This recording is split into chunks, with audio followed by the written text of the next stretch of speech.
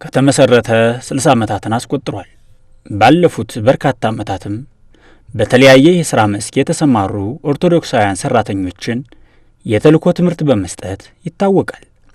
አሁን ላይ ከ6800 በላይ የተልእኮ ተማሪዎችን እያስተማረ ያለ ሲሆን ከዚህ ባሻገርም ነዳያንን በቋሚነት በመደገፍና የነዳያንን ልጆች ወጪ በመሸፈን ትምህርታቸውን እንዲማሩ እያደረገ ይገኛል። የራሱን የማተሚያ ማሽን በመግዛትም የተማሪዎችን ወጪ የቀነሰና በህትመት ምክንያት የሚፈጠሩ ተግዳሮቶችን በመቀነስ ለሌሎች የሰንበት ትምህርት ቤቶችም እገዛ በማድረግና የራሱን ሚዲያ በማቋቋም ከግንባር ቀደም ሰንበት ትምህርት ቤቶች ውስጥ አንዱ ነው። የጎፋ መካነ ሕያዋን ቅዱስ ገብርኤል ካቴድራል ሰንበት ትምህርት ቤት ዲያቆን ያዕቆብ ቦጋለ እባላለሁ። የጎፋ መካነ ሕያዋን ቅዱስ ገብርኤል ካቴድራል ሰንበት ትምህርት ቤት ምክትል ሊቀመንበር ነኝ። የካቴድራሉ ሰንበት ትምህርት ቤት ከተመሰረተ 60 ዓመት አልፎታል። 60 ዓመት እንደመሆኑ መጠን ደግሞ ያው የተለያዩ አደረጃጀቶች አሉት። የተደራጀበት መንገድ አንደኛው የሥራ አስፈጻሚ የሚባል አለ። ከዛ ባሻገር ደግሞ የሥራ አመራር አባላት ወይም ደግሞ የክፍላት ሊቃነ መናብርት እያልን የምንጠራቸው በ9 የሥራ አስፈጻሚ አባላትና በ20 ሊቃነ መናብርት የሚመራ ሰንበት ትምህርት ቤት ነው። 20 ክፍላት አሉን። እነዚህ 20 ክፍላትን ስናይ በስራቸው ኦልሞስት በአራት ዘርፍ ይመደባሉ። 4 ዘርፎች አሉን። እነዚህም የመጀመሪያው ትምህርትና ስልጠና ዘርፍ ላይ የሚሰሩ ክፍላት ናቸው። እነዚህ ወደ 8 አካባቢ የሚጠጉ ክፍላት በትምህርትና ስልጠና ዘርፍ ውስጥ ይሰራሉ። እነዚህም አንዱ በዋናነት ለህፃናት የሚሰጥ ትምህርት ነው። በትምህርትና ስልጠና ዘርፍ ውስጥ የሚከወኑ ተግባራት አንዱ ለህፃናት የሚሰጥ ትምህርት ነው። ህፃናት ላይ ሰንበት ትምህርት ቤታችን በጣም ትኩረት አድርጎ ከሚሰራባቸው አገልግሎቶች አንዱ ህፃናትን የምናስተምርበት መንገድ ነው። ህፃናት ላይ ስንመጣ በሁለት መንገድ ከፍለን እናያቸዋለን። ወጣንያን የምንላቸው እድሜያቸው ከ12 ዓመት በታች የሆኑ፣ ሁለተኛው ደግሞ ማዕከላውያን እያልን የምንጠራቸው እድሜያቸው ከ13 እስከ 18 ዓመት ድረስ ያሉ ተማሪዎች ናቸው። ይህም እድሜያቸውን መሰረት ያደረገ ትምህርት እንሰጣለን። ለወጣንያን ያው እንደየእድሜያቸው ስዕላዊ በሆነ አይነት መንገድ ታሪክን መሰረት ያደረጉ የሃይማኖት ትምህርቶች ይማራሉ። ሁለተኛው ማዕከላውያን የምንላቸው እድሜያቸው ከ12 ዓመት እስከ 18 ዓመት ድረስ ያላሉ ተማሪዎችም ወደ 26 አካባቢ የሚጠጉ ትምህርቶች፣ ከዛም ባሻገር የዜማ ትምህርቶች፣ ያሬዳዊ ትምህርቶች ይሰጣቸዋል። ይሄም ህፃናት እንደመሆናቸው መጠን ሌሎች የአገልግሎት ዘርፍ ላይ እንዲሰማሩ አይደረጉም። ትምህርት ላይ ብቻ ትኩረት አድርገው ነገ ቤተክርስቲያንን ሰንበት ትምህርት ቤትን ማገልገል የሚያስችላቸውን ዕውቀት እንዲያገኙ እዛ ትምህርታቸው ላይ ብቻ ትኩረት አድርገው የሚማሩበት ሂደት ነው ያለው። ሌላው የወጣት ክፍል ኮርስ ነው። ይህም አንድ ኦርቶዶክሳዊ እዚያ በአጥቢያችን ላይ ያሉ ኦርቶዶክሳውያንን በማስተባበር የምናስተምርበት የትምህርት ዘርፍ ነው። በዚህ ትምህርት ውስጥ የሚማሩ እድሜያቸው ከ18 ዓመት በላይ የሆኑ ኦርቶዶክሳውያን ገብተው ይማራሉ። ለ2 ዓመታት ያክል የሚቆይ ትምህርት ይሰጣቸዋል። ከዛም ባሻገር ደግሞ 2 ዓመት የዜማና እንዲሁም ሃይማኖታዊ ትምህርቶችን ይማሩና 4 ዓመት ሲሞላቸው ሙሉ አባል ሆነው መደበኛውን የሰንበት ትምህርት ቤት አገልግሎት መሳተፍ የሚያስችላቸውን ሂደት የሚወስዱት 4 ዓመት ከተማሩ በኋላ ነው የሚሆነው ማለት ነው። ሌላው ለመደበኛ አባል የሚሰጥ ትምህርቶች አሉ። ይህንን 4 ዓመት ከጨረሱ በኋላ በየሳምንቱ እሁድ በሚኖረን የጉባኤ ላይ መምህራንን በመጋበዝ በተለያዩ የትምህርት አርዕስቶች ወቅታዊ የሆኑ ትምህርቶች የሚሰጡበት ለመደበኛው አባል የሚሰጥ ትምህርት አለ። ሌላው በትምህርት ዘርፍ ውስጥ የምንሰራው በተለያየ ምክንያት ከሰንበት ትምህርት ቤት የራቁ መደበኛውን የሰንበት ትምህርት ቤት የራቁ የሚለውን ነገር ላቆየውና መደበኛውን የሰንበት ትምህርት ቤት ትምህርት ለመማር የሚያስችል ጊዜ የሌላቸው፣ ከዛ ባሻገር ደግሞ በትዳር በቦታ ርቀት ከዚህ አካባቢ ርቀው ላሉ በወር 1 ቀን የተገኙ የሚማሩበት የምዕራፍ ወራዙት ትምህርት አለ። ይሄ በመደበኛው ትምህርት ዘርፍ ላይ የምንሰጠው ነው።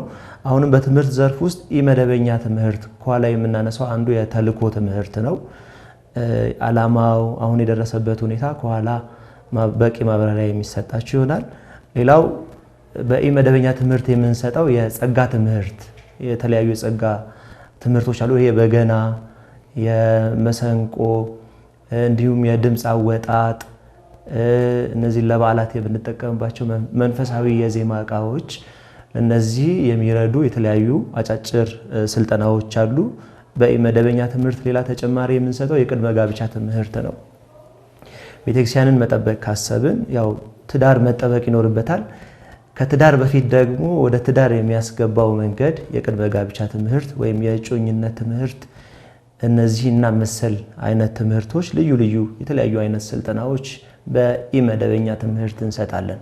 ይሄ በትምህርቱ ዘርፍ ላይ የምንሰጣቸው አገልግሎቶች ናቸው። ሁለተኛው በማህበራዊ ዘርፍ የምናከናውናቸው አገልግሎቶች ናቸው። እንደ ሰንበት ትምህርት ቤታችን በማህበራዊ ዘርፍ ስንል ለምሳሌ ቤተክርስቲያንን መጠበቅ የምንችለው አንዱ የካህናት አገልጋዮች ሲኖሩ ነውና ብዙ ካህናት አገልጋዮች ደግሞ የገጠሪቷን ቤተክርስቲያን ትተው ወደ ከተማ በተለያየ በኑሮ በተለያዩ አይነት መንገዶች እየመጡ ስለሆኑ ቢያንስ መምህራን ሁሉም እንዳይፈልሱና ባሉበት ሆነው ተማሪዎችን ማስተማር እንዲያስችል የአብነት ትምህርት ቤት ድጋፍ እናደርጋለን። ቢያንስ 2 የአብነት ትምህርት ቤት የመምህራኖችን ደሞዝ በመክፈል ባሉበት ሆኖ ደቀ መዛሙርቱን እንዲያፈሩ የምናደርግበት የማህበራዊ ዘርፍ አገልግሎታችን ነው። ከዛ ባሻገር ደግሞ የገጠር ቤተክርስቲያናት ድጋፍ በቁሳቁስ ማለት ነው። በቁሳቁስ ቆርቆሮ በማቅረብ ሊሆን ይችላል። መሰል አይነት ነገሮች በተለይ ኦርቶዶክሳውያን ቁጥራቸው የሚያንስ አካባቢ ባሉበት ስፍራ የገጠር ቤተክርስቲያናት የግንባታ ድጋፍ እናደርጋለን። ከዛ ባሻገር የአቅመ ደካሞች የአዛውንት ድጋፍ አለ። ከ90 በላይ የሚጠጉ አቅመ ደካሞች በየወሩ የቤት ኪራይ በመክፈል የጤና ሕክምና መሰል አይነት ነገሮችን በማድረግ አስቤዛ እንዲሁም ደግሞ በዓላት ላይ ነዳያንን በማስፈሰግ መሰል አይነት ተግባራትን እናከናውናለን። በቋሚነት ግን እነዚህ ወደ 90 አካባቢ የሚጠጉ ምዕመናን እዚህ ላይ መሰረት አድርገን የቤት ኪራይ፣ አስቤዛ፣ የጤናና መሰል አይነት ድጋፎችን እናደርጋለን። ይህንን ድጋፍ የምናደርግላቸው ጧሪ ቀባሪ የሌላቸው አቅመ ደካሞች በሜዳ በሸራ ላይ መንገድ ላይ የሚያድሩ እነዚህን ቢያንስ አነስተኛ የሆኑ ቤቶችን በመከራየት ወርሃዊ የቤት ኪራይን በመክፈል አቅም ስለሌላቸው ሰርቶ መብላት ስለማይችሉ ለነዚህ አዛውንት እና አቅመ ደካሞች ደግሞ ለወር የሚበቃቸውን አስቤዛ እና መሰል አይነት ተግባራትን በዚህ በማህበራዊ ዘርፍ ባለን አገልግሎት ላይ እንከውናለን። ሌላው የነዳያንን ማስፈሰግ አሁን የፊታችን የልደት በዓል ላይ እንዲሁ አዲስ ዓመት፣ የፋሲካ በዓል ከ300 እስከ 500 አካባቢ የሚጠጉ በአጥቢያችን የሚኖሩ ነዳያንን በመጥራት እንዲሁም ደግሞ እዚህ መምጣት ለማይችሉ የሰው ፊት መቆም ለማይችሉ ደግሞ በየቤታቸው የተለያዩ ቁሳቁሶችን የምናደርስበት የምንደግፍበት ሂደት ነው ያለን በማህበራዊ ዘርፍ። ከዚህ ባሻገር ወላጅ አልባ ህፃናትን ድጋፍ እናደርጋለን። የትምህርት ቤት በትምህርት ቤት የግል ትምህርት ቤት ከፍለን የምናስተምራቸው ከ45 በላይ ተማሪዎች አሉን። እንዲሁም ደግሞ ከ90 በላይ ተማሪዎች በመንግስት ትምህርት ቤት የምናስተምራቸው በአጠቃላይ ከኬጂ ጀምሮ እስከ ዩኒቨርሲቲ ድረስ ከፍለን የምናስተምራቸው እንዲሁም ደግሞ በትምህርት ቁሳቁስ መርጃ መሳሪያ የትምህርት መርጃ መሳሪያ በማቅረብ የምንደግፋቸው የምናግዛቸው ተማሪዎች አሉ። ያው እነዚህ ተማሪዎች ነገ ሀገር ቤተክርስቲያን የሚደግፉና የሚያግዙ እንዲሆኑ በስብዕና ተቀርጸው እንዲያድጉ በሳምንት አንድ ቀን እየመጡ መንፈሳዊ ትምህርት ምክረ ሐሳብ ይሰጣቸዋል። ከዛ ባሻገር ደግሞ አስጠኞችን በመመደብ ትምህርታቸው ላይ የተሻለ ውጤት እንዲያመጡ ጥረት ለማድረግ ክትትልና ድጋፍ እናደርጋለን በማህበራዊ ዘርፍ። ሌላው በማህበራዊ ዘርፍ የምንከውነው መንፈሳዊ መርጃ ማህበራትን መደገፍ። ለምሳሌ እንደ መቄዶንያ ያሉ ትልልቅ ተግባራትን ከሚከውኑ መንፈሳዊ መርጃ ማህበራት ጋር በጋራ እንሰራለን። ለምሳሌ ለመቄዶንያ በዚህ ዓመት ከ1 ሚሊዮን ብር የሚጠጋ ተማሪዎቻችንን በማስተባበር ቅዱስ ፓትርያርኩ በተገኙበት ድጋፍ አበርክተን ነበር። ይሄንና ጌርጌሴኖን ብለን ለምንጠራው መንፈሳዊ ማህበር የተለያዩ ቁሳቁስ አልባሳት በተለያዩ ቁሳቁሶች በምንችለው መጠን የተለያዩ ድጋፎችን እናበረክታለን። ለሌሎቹም መንፈሳዊና ማህበራዊ ተቋማት ይሄንና መሰል ተግባራትን እናከናውናለን በማህበራዊ ዘርፍ። ሶስተኛው በግንኙነት ዘርፍ ነው። ይሄም ከሰንበት ትምህርት ቤት አንድነቶች ጋር ከክፍለ ከተማውም እንዲሁም ደግሞ ከአዲስ አበባ ሀገር አቀፍ የሰንበት ትምህርት ቤት አንድነት ጋር አባላትን በመመደብ በተለያዩ መንገድ የሚሰጡንን ኃላፊነቶችን በመወጣት የተለያዩ ስልጠናዎች ሲኖሩ በማገዝ እና መሰል አይነት ተግባራትን በማከናወን በቅርበት እናከናውናለን። ያው ሰንበት ትምህርት ቤት አንድነትም ሲመሰረት የሰንበት ትምህርት ቤት አንድነት እንዲመሰረት አስተዋጽኦ ያበረከቱ አንዱ የኛ ሰንበት ትምህርት ቤት ከዚህ ቀደም የነበሩ የአመራር አባላት ናቸውና አሁንም ያንን ፈለግ በመከተል እኛም በቅርበት በትኩረት እንሰራለን። ከአካባቢ ወጣቶች ጋር የአካባቢ ወጣቶችን በማቅረብ በመደገፍ በመነጋገር በዓላትም ሲመጡ እነሱም ያው የራሳቸው የሆነ ሚና ይኖራቸዋል። እኛም እንደ ሰንበት ትምህርት ቤት በቅርበት እየተደጋገፍን የተለያዩ ተግባራትን እናከናውናለን። ሌላው በዙሪያችን ደግሞ ካሉ ሰንበት ትምህርት ቤቶች ጋር በጣም በቅርበት እንሰራለን። ይህም ለምሳሌ ቅድም ስናነሳ የነበርነው እነዚህ የጸጋ ስልጠና የተለያዩ አይነት አቅም ማጎልበቻ ስልጠናዎች ሲኖሩን እነሱን በመጋበዝ ከእያንዳንዱ ደብራት የተወሰኑ ሰዎችን እንዲልኩና እኛ ያሰብነውን ዓላማ ስናሳካ ቢያንስ እነሱም ደግሞ በጋራ ሆነው ይህንን ተግባር ያሰብናቸውን ተግባራት የሚፈጽሙበትን ሁኔታ አንደኛ ልምድም እንዲወስዱ፣ ሁለተኛም ደግሞ አቅማቸውን ከማዳበር አንጻር የሚረዱ የተለያዩ ስልጠናዎችና ስራዎች ሲኖሩን በጋራና በቅርበት እንሰራለን። ይሄ በግንኙነት ዘርፍ ላይ ነው። ስሜ ባዩሽ ብርሃን ይባላለሁኝ። በዚህ በጎፋ መካነ ሕያዋን ሰንበት ትምህርት ቤት ላለፉት 8 ዓመታት አካባቢ በተልእኮ ክፍል ሰብሳቢነት ነው ሳገለግል የነበርኩት። በዚህ ዓመት በዘንድሮ ምርጫ የሰንበት ትምህርት ቤት ሰብሳቢ ነው። በትምህርት ዘርፍ ከሚሰጡ አንዱ የአብነት ትምህርት ይሰኛል። እንግዲህ ያው በከተማ እንደማለት ነው። ከዚህ በፊት አባቶቻችን የተማሩትን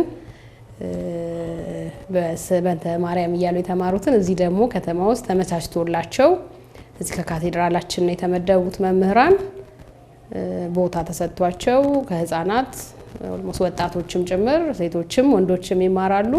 አጠቃላይ ወደ 290 አካባቢ ተማሪዎች አሉ በአብነት ትምህርት።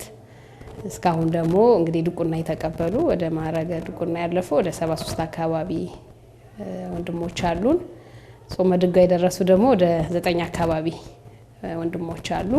ያው ሌሎቹ እየተማሩ ይገኛሉ ማለት ነው። ስርዓተ ትምህርቱን በተለይ ከ1 እስከ 6 ያለውን ነው በህፃናት ክፍል የሚተገበረው። ያው መጽሐፍቶች አሉን፣ ግን ከሰንበት ትምህርት ቤቶች አንድነት የተዘጋጀውን ኦልሞስት በዚህ ዓመት ነው ለመጀመሪያ ያሰብነው። አሁን ምዝገባ ያሉትን ተማሪዎች ከጥር 30 ጀምሮ እስከ ነሐሴ ድረስ ያለው የትምህርት አሰጣጥ ዲስከስ አድርገናል። ከአዲስ አበባ ሀገረ ስብከት ጋር ስልጠና ተወስዷል። ኦልሞስት መግባባት ላይ ደርሰን በዚህ ዓመት እንጀምራለን ማለት ነው በወጥነት። እስከዛሬ ያው ባለው ሂደት ነበር ስናስቀጥል የነበረው። ያው ሌላው እንግዲህ በትምህርት ዘርፍ ከሚሰጡት መርሃ ግብር እንደ ጎፋ መካነ ሕያዋን ሰንበት ትምህርት ቤት የተልእኮ ትምህርት ነው። የኛ ሰንበት ትምህርት ቤት 2003 ዓመተ ምህረት ነው ትምህርት የጀመርነው፣ ግን አሁን ባለው ደረጃ አይደለም የነበረው። ያው የትምህርቱ ዓላማ በመደበኛ አሁን ሳምንታዊ መተው መማር የማይችሉትን በጊዜ በቦታ በማህበራዊ ነገር በትዳር በተለይ ከስራ ጋር በተያያዘ በየሳምንቱ መተው የቤተክርስቲያንን ትምህርት መማር ላልቻሉ ነው የተዘጋጀው። ልዩነቱ ምንድነው? ካለ እንዳለማዊ ሆኖ በወር አንድ ቀን መተው እዚህ በአካል ተገኝተው ይማራሉ። የሚያስፈልጋቸው ነገሮች ለምሳሌ የመማሪያ መጻሕፍት፣ የትምህርቱ ቪዲዮ የመሳሰሉት ነገሮች በሙሉ ተሟልቶላቸው ነው የሚማሩት። ምዘናዎች አሉ በየወሩ የሚሰጣቸው፣ እሱን ተከትለው ይማራሉ። ለአንድ አመት ነው የሚሰጠው። በእርግጥ ያው እንዴት ነው እንደ መግቢያ ነው የሚያገለግላቸው እንጂ እንደ መደበኛው ኮርስ ለ4 አመት አይሰጥም። ግን ምንድነው ቢያንስ እንደ መግቢያ ሆኗቸው ቀጣይ ትምህርቶችን እንዲማሩ ለማድረግ ነው ታስቦ የተዘጋጀው። 2-3 ሲጀመር ይሄንን ሐሳብ አንግቦ ቢሆንም የተወሰኑ መስፈርቶች አሉት ነበር። ያው ከዓላማ አንፃር ማለት ነው። ያም ከምን አንፃር ነው የነበሩ አመራሮች ያደረጉት?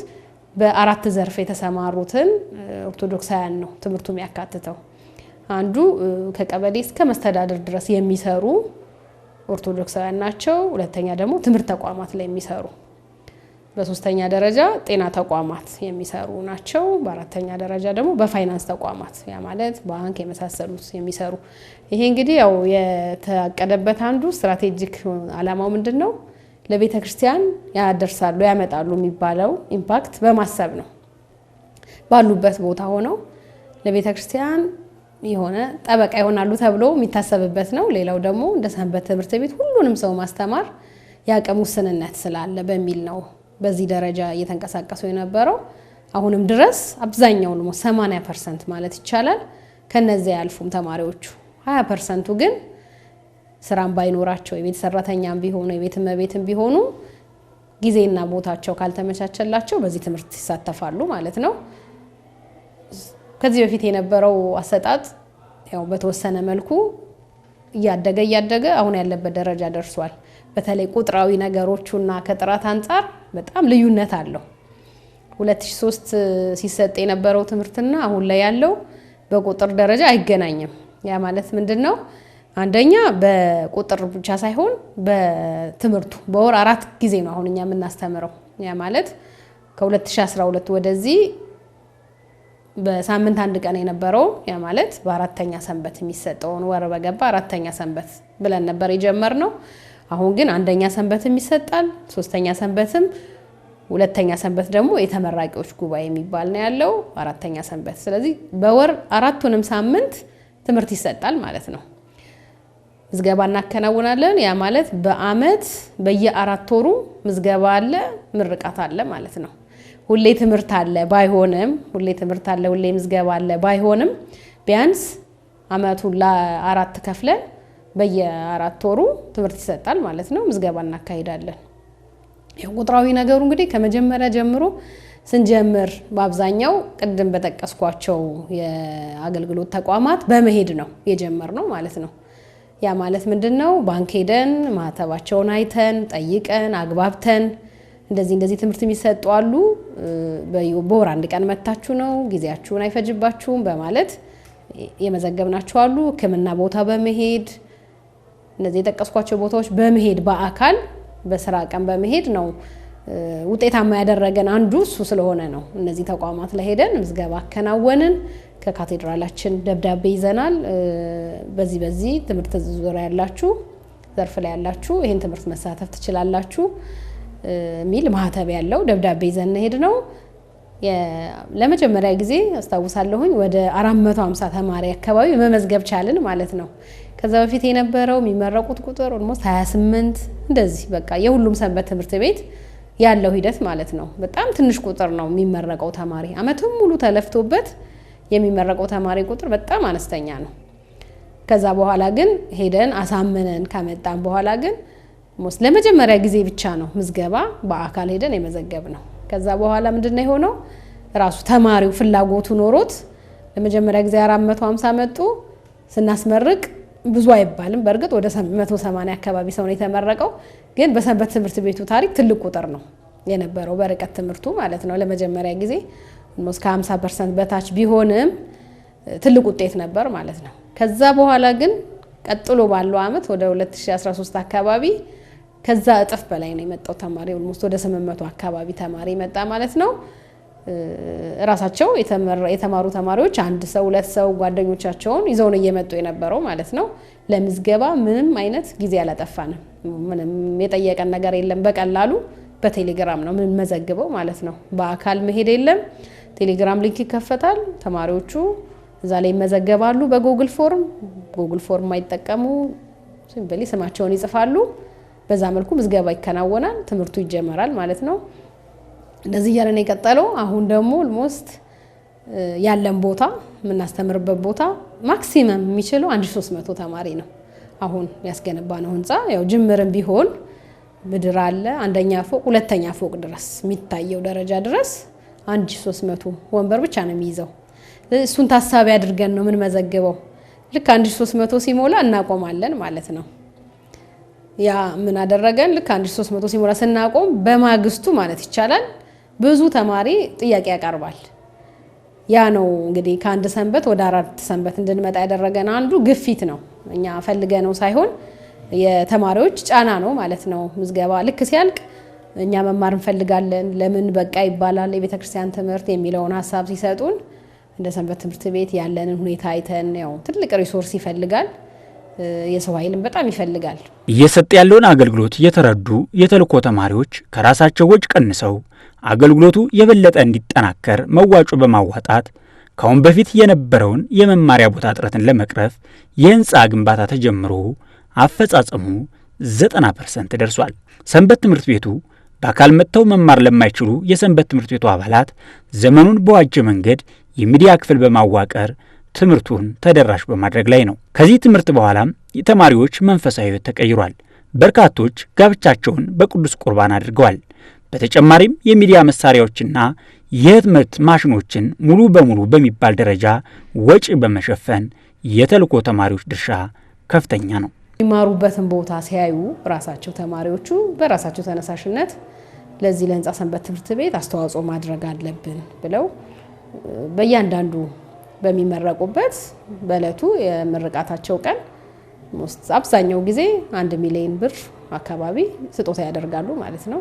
ያው አገልግሎቱን ሲያዩ ስለወደዱት ለሌሎቹ መዳረስ አለበት ብለው ስላመኑበት ያደረጉት ነገር ነው።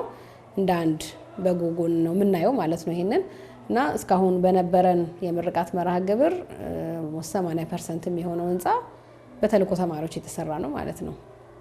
ያው ትምህርቱ ሲመጣ እንደዚህ በቀላል ነገር አልመጣም። አሁን እዚህ ለመድረስ በጣም ብዙ ተግዳሮቶች ነበሩት። በርግጥ የፋይናንስ ኢሹ በተለይ ያው አንድ ነገር ሲሰራ እንደ ሰንበት ትምህርት ቤት በተለይ የማይሞከሩ ነገሮች ማለት ይቻላል። ያው የሰንበት ትምህርት ቤት የፋይናንስ ምንጭ ይታወቃል፣ አባላቶቹ ናቸው። ሌላ ከዛ የተለየ ነገር ከካቴድራል የሚመደብ የመሳሰሉት የብር መጠን የለም። ስለዚህ አብዛኛው ነገር በግለሰብ ነበር የሚሸፈነው ማለት ነው። እነዚህ የድንኳን የመሳሰሉት የወንበር ወጪዎች በተለይ ደግሞ የመማሪያ መጽሐፍ ወጪዎች የሚሸፈኑት በግለሰብ ነው ማለት ይቻላል። አሁን ላይ ደግሞ ያ ነገር የለም ማለት ይቻላል። በቃ ቀርቷል። ሁሉም የተልኮ ፋይናንስ በሙሉ የሚሸፈነው በሰንበት ትምህርት ቤቱ አቅም ነው። እንግዲህ እዚህ ደረጃ የደረስነው የሰንበት ትምህርት ቤቱ የተልኮ ክፍል ትምህርት ከፍ ያለ ደረጃ በመድረሱ ነው። ያ ማለት የተማሪዎች ቁጥር ሲጨምር የመማሪያ መጽሐፍ አብዛኛው የሚከናወነው የመማሪያ መጽሐፍቱ ሽያጭ ነው። ያው ለሚማሩበት ለትምህርት ክፍያ አይከፍሉም። የትኛውም ተማሪ ምንም ለመመዝገብም ይሁን ትምህርት ለመከታተል ክፍያ የለበትም። ግን እንደ ግዴታ እንደ መስፈርት የተቀመጡ አንዱ ምንድነው ተማሪዎች መጀመሪያ ቀን ሲመዘገቡ የሚነገራቸው የመክፈቻ ወይም ደግሞ የአቀባበል መርሃ ግብር አለን። አንዱ ምንድነው ትምህርቱን 80% መከታተል አለባቸው። ከመደበኛ ተማሪዎች የሚለያቸው ምንድነው አንዱ ተማሪዎች ማንበብ አለባቸው። በጣም ትምህርቱ ውጤታማ እንዲሆን የሚያደርገው የሚሰጣቸው የመማሪያ መጽሐፍትን አንብበው ሲመጡ ነው። ከዛ ላይ በመነሳት ሚስጥር የሆነውን ከበድ ያለውን ነገር ነው መምህራን የሚገልጹት ማለት ነው። በአካል የሚገኙት የመገለጻ መርሃ ግብር ላይ አብዛኛው ነገር ጥያቄ የሆኑባቸው በቴሌግራም ላይ ይገልጻሉ። ሲያነቡ ግልጽ ያልሆነውን ሚስጥር የሆነውን ነገር ነው የሚያስተምሩት። እንደዛ ሲሆን ነው ትምህርቱ ውጤታማ የሚሆነው ማለት ነው። የሚማሩት ትምህርቶች ያው 10 ናቸው የትምህርቱ። በርግጥ 5 አዕማደ ሚስጥራት አሉ። ያው ያ ማለት ሚስጥረ ሥላሴ አለ፣ ሚስጥረ ሥጋዌ፣ ሚስጥረ ጥምቀት፣ ሚስጥረ ቁርባን፣ ሚስጥረ ትንሣኤ ሙታን ከዛ ደግሞ ነገረ ድነት ወይም ደግሞ ነገረ ክርስቶስ ማለት ነው የሚባል ትምህርት አለ። ነገረ ማርያም ይወስዳሉ፣ ነገረ ቅዱሳን፣ ነገረ መላእክት እንዲሁም ደግሞ ክርስቲያናዊ ስነ ምግባር እነዚህን ትምህርቶች እንደ መግቢያ ይማራሉ ማለት ነው። ትምህርቶቹ እነዚህ ናቸው። ሁሉም ትምህርት በመጽሐፍ የተደገፈ ነው ወይም ደግሞ ሞጁላር ነው ማለት ነው። የመጽሐፉ ይዘት እንዴት ነው? አንድ ምዕራፍ እንዳለቀ ጥያቄና መልስ አለው። እዛው ጋር ተማሪዎች ጥያቄ ያለው መልስም አለው ማለት ነው። በዛ መልክ ነው የተዘጋጀው። ልክ እንደ ዓለማዊ ሞጁላር ነው ማለት ነው መጽሐፉ ሲዘጋጅ። ከዛ ያለፈውን ነገር ነው በመምህራን የሚብራራው። አሁን ያለው ቁጥር ኦልሞስት ከ6800 አካባቢ ተማሪዎች ይማራሉ። በየሳምንቱ ኦልሞስት ወደ 1300 አካባቢ ተማሪዎች ተምረው ማለት ነው። ሁለተኛ ሰንበት ላይ የተመራቂዎች ጉባኤ የሚባል አለ። እነሱ የሚማሩት ትምህርት አብዛኛውን ትምህርት ህይወት ላይ ያተኮረ ነው የሚማሩት ማለት ነው። ከትዳር ጋር ከቤተሰብ ጋር የተገናኙ ትምህርቶች ይማራሉ። ከሚስጥራት ጋር በተለይ ተመራቂዎች ላይ አብዛኛው ማተኮረን የምንሰራው ህይወቱን እንዲኖሩት ነው የሚፈለገው ማለት ነው። ከዚህ ቀደም የነበረን ተሞክሮ አለ። ስለ ሚስጥረ ንስሐ ስናስተምር ስለ ሚስጥረ ቁርባን ሲማሩ ቢያንስ ወደ ተግባር የሚገቡበትን መንገድ በአመት አንድ ጊዜ እንኳን በጋራ ስጋው ደሙን የሚቀበሉበትን መንገድ አመቻችተን ነበረ። ከዛ ውጪ ደግሞ ከዚህ በፊት በዓለማዊ የተጋቡ ደግሞ የተልእኮ ተማሪዎች አሁን ወደ ቅዱስ ቁርባን መጥተዋል። በተለይ ተመራቂዎች መርሃ ግብር አንዱ ጋብቻቸውን ወደ ቅዱስ ቁርባን ያመጡ በጣም በርካታ ተማሪዎች አሉ። የእያንዳንዱ የሰንበት ትምህርት ቤቱ እንቅስቃሴ ላይ የነሱ አስተዋጽኦ በጣም ከፍተኛ ነው። አሁን ለምሳሌ ይሄኛ የተቀረጽንበት ያለነው ሚዲያ ሞስት 100% በሚባል መልኩ የተገነባው በተልእኮ ተማሪዎች ነው። ያም እንዴት ነው? ትምህርቱ ቀጥታ ሁሉ ጊዜ እስከዛሬ የሚደረገው በካሜራ ተከራይተን እንቀርጻለን። ከዛ ቴሌግራማቸው ላይ ትምህርቱ ይለቀቃል። ያመለጣቸውን ትምህርት ይማራሉ። መልሰው ደግሞ የማስታወስ ስራ እንዲሰሩ ይደረጋል ማለት ነው። ይሄን ስናደርግ ለካሜራ የምናወጣው በጣም ብዙ ወጪ ነበረ። ሐሳቡን ስናስረዳቸው በጣም ደስተኛ ነው የሆኑት። እንደዛ ከሚሆን ለምንድን አስተባብረን እነዚህ ነገር አናረግም አሉ። ከነሱ የመጣ ነው አንዱ። ሲመረቁ 2 ካሜራ ገዝተው ሰጡን። እንግዲህ የቤት ስራ ሰጡን ማለት ነው። መጀመሪያ ከምትከራዩ በዚህ ካሜራ ቀረጹ ብለው ሲሰጡን እኛ ደግሞ ከፍ አድርገን አሰብነው እንደ ሰንበት ትምህርት ቤት ደግሞ ለምን ወደ ስቱዲዮ አንመጣም ብለን አስተባብረን የስቱዲዮ ግንባታ ተካሄደ ማለት ነው። አንዱ የተልእኮ ፍሬ ነው ማለት ይቻላል ይሄ ሚዲያ ማለት ነው። እኛ ያጋጠመንን ችግር ብዙ ሰንበት ትምህርት ቤቶች እንዳያጋጥማቸው ትስስር አድርገናል። ያ ማለት ምንድነው? ማተሚያ ቤት ሳንገነባ ጀምሮ ራሱ ልምድ ለመውሰድ የመጡ እንደምናረገው ማተሚያ ቤት ስትሄድ ያው ይታወቃል። ቁጥር በዛ ያለ ስታሳትም ዋጋው ይቀንሳል። ምናደርገው ምንድነው? 2-3 ሰንበት ትምህርት ቤት ስኬጁላቸው ከኛ ጋር ያደርጋሉ። አንድ ላይ እናሳትማለን ማለት ነው። እኛ 2000 ምናሳትም ከሆነ እነሱ 500 የሚያሳትሙ ከሆነ እኛ ላይ እንጨምራለን ማለት ነው። እንደዛ አድርገን ስናዝ ለነሱ ዋጋው ይቀንስላቸዋል። እንደዚህ እያደረግን ነበር እስካሁን የመጣንበት ሂደት። አሁን ደግሞ ቀጥታ ምን እያደረጉ ነው? እኛ ማተሚያ ቤት እያሳተሙ ነው ማለት ነው። በቁጥር በጣም ብዙ ናቸው ሰንበት ትምህርት ቤቶቹ እና መጽሐፍ የኛ መጽሐፍ ነው የሚጠቀሙት። ራሱ ቀጥታ መጽሐፉን ነው ግን ቢያንስ በጣም በቅናሽ ዋጋ ነው እየወሰዱ ያሉት አሁን ከሚታተምበት ማለት ነው። ይሄ እንግዲህ ከሰንበት ትምህርት ቤቶች ጋር አንዱ ያለን ግንኙነት ነው። እኛም ምን ደግፈው ነው ማለት አሁን የኛ ተልእኮ ተማሪዎች አብዛኞቹ እዚህ አካባቢ አይደሉ። በጣም ከሩቅ ነው የሚመጡት። ከአዳማም ከናዝሬትም ይመጡ አሉ። ከደብረ ዘይት ሩቅ ከመገናኛም ከአራብሳም ከየትም ማለት ነውና እዚህ ድረስ መምጣት አይጠበቅባቸውም። ሌሎች ሰንበት ትምህርት ቤቶች ካሉ በዚህ እኛ በመንሰራው ልክ መስራት ከቻሉ ባሉበት ቦታ ቢማሩን መከራለን። እኛም እዚህ ድረስ መምጣት አይጠበቅባቸውም። ሌላው እኛም ተግዳሮቶች አሉ በተለይ የቦታ ማለት ነው። አሁን 4ቱም ሳምንት እንጠቀማለን። የሚቀረው እንግዲህ ምንድነው? በአንድ ሳምንት 2 ትምህርት መስጠት ነው በተመሳሳይ ሰዓት ማለት ነው። እሱን ለማድረግ ደግሞ የቦታ እጥረት ያጋጥመናል። ያለችን አንድ ህንጻ ናት። ተመሳሳይ ቦታ ደግሞ ካለን እንግዲህ ልንጠቀም የምንችለው ድንኳን ነው። እሱ ደግሞ ለማስተናገድ ያው የሰው ኃይል በጣም በርካታ የሰው ኃይል ያስፈልጋል። አሁን የተልእኮ ትምህርቱን ለመስጠት እንደዚህ በቀላሉ ምን ሰጠው አይደለም። 1300 ሰው ስናስተናግድ ተማሪዎች የሚቀሳቀሱ አሉ፣ ወንበር የሚደረድሩ አሉ። በጣም ብዙ ስራ ነው ያለው። መጽሐፍ የሚያሰናዱ አሉ፣ የሚሸጡ አሉ፣ የመሳሰለውን ነገርና እሱን ማድረግ ቀላል አይደለም ማለት ነው ያለው ተግዳሮት። ከዛ በመነሳት እኛ የምንሰጠውን አገልግሎት ቀጥታ ሌሎቹ ሰንበት ትምህርት ቤት መስጠት ቢችሉ ተማሪዎችም ተደራሽ ይሆናሉ ብለን ነው ምናምነው ማለት ነው። የተወሰነው የተልእኮ ሂደት ይሄን ይመስላል። ከሰንበት ትምህርት ቤቶችና ከሌሎች ባለድርሻ አካላት ጋር በጋራ በመስራት አገልግሎቱን ለማሳለጥ እየተጋ ያለው የጎፋ ቅዱስ ገብርኤል ሰንበት ትምህርት ቤት በፋይናንስ ዘርፍም ከአባላት በሚሰበሰብ ወርሃዊ መዋጮና ንዋየ ቅድሳትን በመሸጥና የራሱን የማተሚያ ማሽን በመግዛት የመጽሐፍ ወጪን በመቀነስ አገልግሎቱን እየሰጠ ይገኛል። በጣም በርካታ ተማሪዎችን እናስተምራለን። ያ ማለት ለምሳሌ ወጣንያን ላይ ከ700 በላይ የሚጠጉ ተማሪዎች አሉን። ማዕከላውያን ላይ ከ520 በላይ የሚጠጉ ተማሪዎች አሉን። ኮርሰኞች ላይ ይሄ ለመደበኛው አባልነት የሚያበቃውን ትምህርት ለመውሰድ ከ500 በላይ ተማሪዎች አሉን።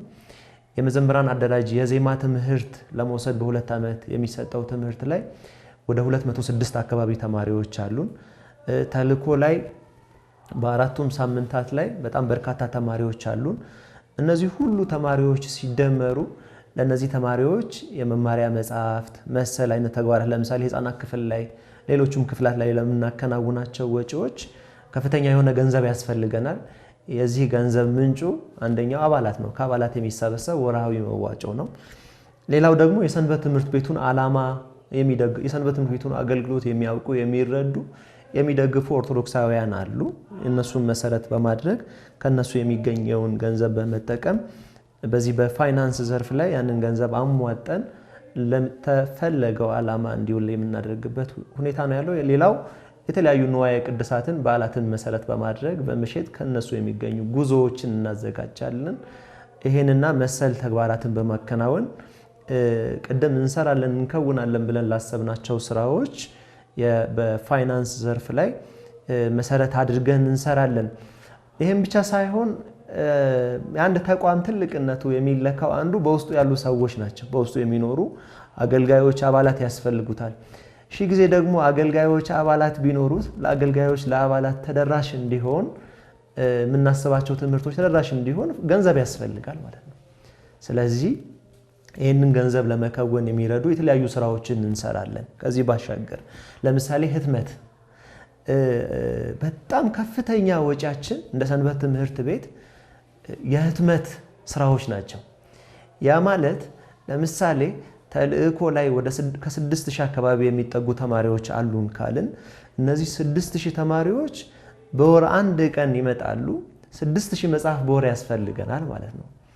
6000 መጽሐፍ በወር ያስፈልገናል ስንል በአመት ላይ ስናሰላው ወደ ከ60,000 በላይ አካባቢ መጽሐፍት ያስፈልገናል። ይሄ ማለት ለተልእኮ ብቻ ማለት ነው። ህፃናት ጋር ቅድም የጠቀስናቸው ያክል ቁጥር መጽሐፍ ያስፈልጋቸዋል። የዚህ የመጽሐፍ ህትመት ደግሞ ዋጋ አሁን ላይ ገበያ ላይ ያለው ይታወቃል። በጣም ነው የናረው።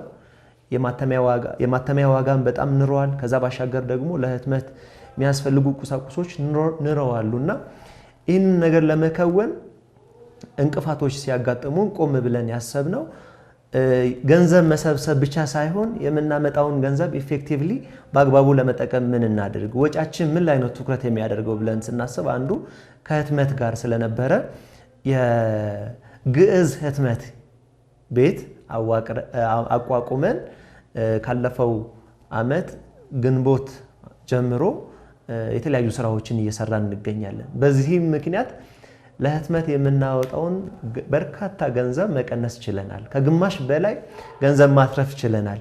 ይሄም ሌሎች ስራዎች ላይ ትኩረት አድርገን እንድንሰራ ቢያንስ ከዛ ላይ የምናወጣውን ገንዘብ ሌሎች ስራዎችን ለመስራት የሚያስችለንን አቅም ለመፍጠር ሁሌ ደግሞ በልመና ማከናወን የምንችልበት ሁኔታ አይኖርም።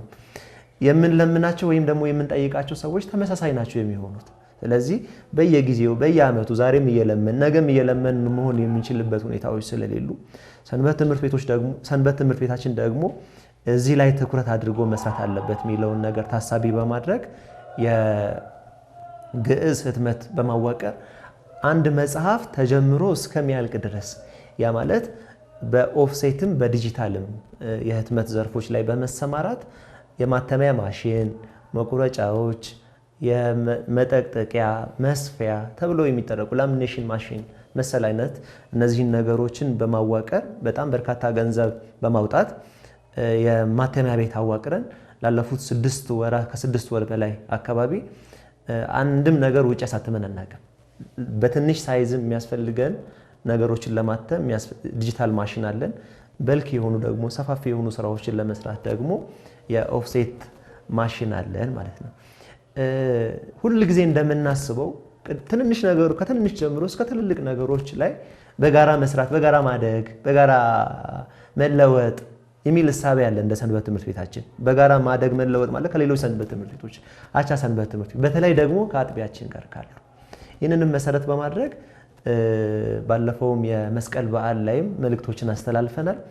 ትምህርቶቻቸው ላይ ትኩረት አድርገው እንዲሰሩ የትምህርት ጥራትን ማስጠበቅ የሚያስችለው መምህር ቆሞ ስላስተማረ ብቻ ሁሉን ነገር መያዝ ስለማያስችል የትምህርት ጥራት አንዱ የሚያስጠብቀው መጽሐፍ ስለሆነ ሁሉም ሰንበት ትምህርት ቤቶች ደግሞ ይታወቃል፣ ይሄ በኮፒ ተደርጎ በሚሰጥ ሽቶች ናቸው የሚያስተምሩት እና ከዚህ እንዲወጡ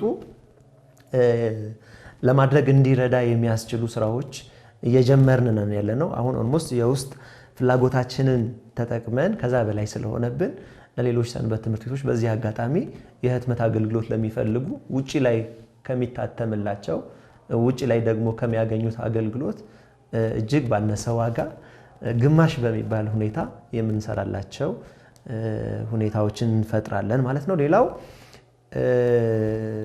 የሚዲያ የዘመኑ ደግሞ ትልቅ ተደራሽ መሆን በዘመናችን ትልቅ ተደራሽ መሆን የምንችለው ጠንካራ የሆነ ሚዲያ ሲኖረን ነው እና ይህንን የምትመለከቱትን ስቱዲዮ ካለፈው ዓመት ጀምሮ አቋቁመናል። ይህንን ስቱዲዮ ስናዋቅር 2 ትልልቅ ዓላማዎችን መሰረት በማድረግ ነው። አንደኛው የተልእኮ ትምህርት ስናስተምር በአካል መገኘት የማይችሉ ጠረፍ ላይ ያሉ በተለያዩ አካባቢ ያሉ በሀገር ውስጥ ያሉ ምዕመናን አሉ። እነሱን እንኳን የምናስበው ምንድነው ልክ ይሄ እዚህ ያለን የተልእኮ ትምህርትን ልምድ በማካፈል በመስጠት እኛ ጋር የምንሰጣቸው ትምህርቶች እዛም ተደራሽ እንዲሆኑ በማድረግ ነው። እነዚህ ላይ ሳይሆን በጣም ትኩረት ያደረግነው ከሀገር ውጭ ያሉ በተለያዩ ዓለም ሀገራት ውስጥ ያሉ ኦርቶዶክሳውያን አሉ።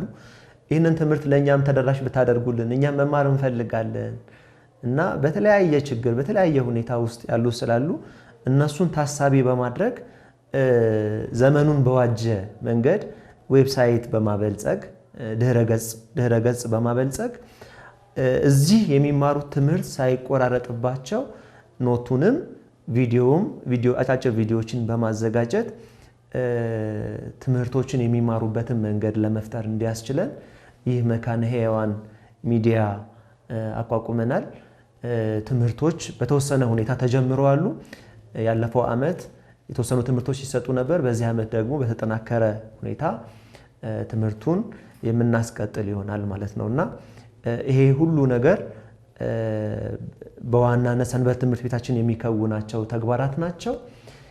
ከዚህ ባሻገር ከዚህ ደግሞ ውጪ የሆኑት ስራዎቻችን ምንድናቸው? እነዚህን ተማሪዎችን ቅድም የጠቀስኳቸውን ተማሪዎች ስናስተምር የካቴድራሉ በፈቀደልን የዝክረ ቴዎፍሎስ አካዳሚ ትምህርት ቤት እናስተምራለን።